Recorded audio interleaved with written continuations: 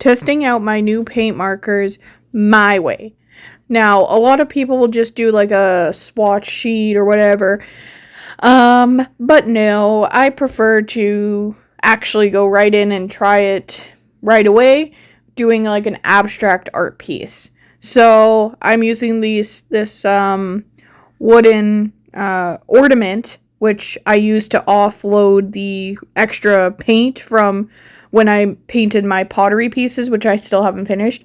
So that's coming up. And just use that to, like, when I was, when I had to activate the marker as like a tester sheet type of thing on the wood surface, which can absorb the extra paint type of thing. And I just ended up making it an abstract art piece and just went over and over top different things that I had already drawn, but slightly askew, I think is the right word, but slightly off. So I was doing a lot of like snowflake, like, drawings on that wooden piece. And then I would do the next one if I was running out of space, just a little bit off, so you can still see the color underneath. And then I also had this canvas that I started in a previous video, and I wanted to add some more detail to it. And while I was doing this, my bonus mom asked me to build this scale. This is for our cat. There's no infants in our house because we got to get her to lose weight. So she asked me to do this so she could get rid of the cardboard piece. But yeah, this is an infant scale, but our vet said you can use an infant scale as this, like, it's the same thing as a cat scale type thing. So we're gonna use that for her because she's a little chunky and we're all dieting, so she's got to join us. Unfortunately, she's not happy about it, but we want her to be healthier. So yeah, that's why I stopped and ended up building that like infant scale there, just so that my bonus mom could get rid of the packaging and stuff, so it wasn't just lying around the house. But then I continued working on the piece you're seeing right here. So yeah, that's what I've done there. And that scale that I was making was pretty easy to put together. Like, I was like just checking the instructions. If I'm like, I think this goes together, I think this goes together, I'm like, yeah, it's exactly what I thought. So I didn't really need instructions, but I just used them to be like, oh yeah, that goes together exactly how I thought it was.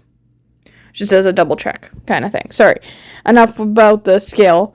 But I'm just making a little abstract art piece where I'm making like the little bumps along the lines that have already been formed, to test it out on not only wood but also canvas and everything. So there's that.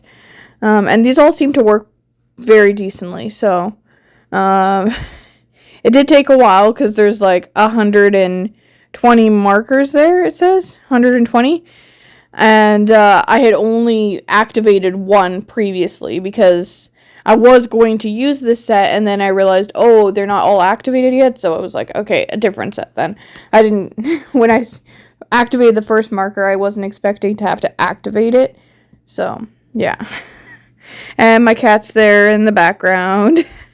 So there were times where during the time lapse I'd stop and play with her using like a little feather, like a feather on like the string or whatever, toys. Oh, and finally I zoom in. Also, because there were so many markers, once I finished activating one, I put it in the box upside down purposely so I knew I already activated that marker. So yeah. So yeah, and I think these are the ones with plastic nibs, if I remember correctly. So sorry, I got distracted. My cat went to go swat at me. She's sitting on my feet right now. So Yeah, she's, sorry. So yeah, that's what I've done. Callie, you're fine. You're fine. Just relax. Relax. Sorry, I got distracted. But as you can see, I've managed to put a lot of detail on this little canvas. So then, because I'd run out of space to put more little bumps, I just kind of shaded them in with the rest of the markers. And the way they were set up in the box, I did not like, so I eventually did change the order of them to be more like the colors of the rainbow, right? Because that's more visually appealing to me, is if I put the markers in the box according to the colors of the rainbow.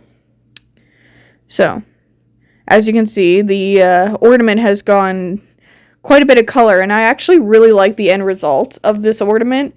And I thought it was just going to be like a scribble sheet, type of thing, but it actually turned out really cool. Both pieces turned out really cool. And I'm not done with the canvas at this point, because now that I've added the point where I'm shading in everything, I have not shaded everything in by the end of this video. Spoiler alert. But sorry, I haven't finished that yet, so that's another thing where I'll have to make a part 2 of. But yeah, that is what I'm doing as I'm working on it. And as you can see, I'm taking out all the reds, then all the oranges, then yellows, then greens, then blues, and then purples, then pinks and browns, and all that other stuff. Pinks, browns, silvers, golds, whatever. So that's where I'm trying to lay them out like that. But there was so many markers that I had to use the lid of the case to help sort everything. So, and it took me a while to get it so that they weren't falling over. So I ended up having to put the box on its side so that I could place them in there properly. And as you can see, placing them in there, colors of the rainbow. And yeah, this took quite some time. This took like a solid 3-4 hours to test all these markers. So now, because I've tested them all out, I'm doing a drawing of Baymax from memory. And somehow I tried drawing Baymax before, and I forgot the exact same thing the last time I tried drawing him from memory. It's just a small little thing. But there's a line across his belly that I missed. So, whoopsie. And as you can see, the sun's going down, so I have been working on this for quite some time. Because I was working with natural light. And then there I was trying to dry the nib off because it had gotten, contaminated with another color. And then the nib came completely out, so I had to put that back together afterwards for the white marker there.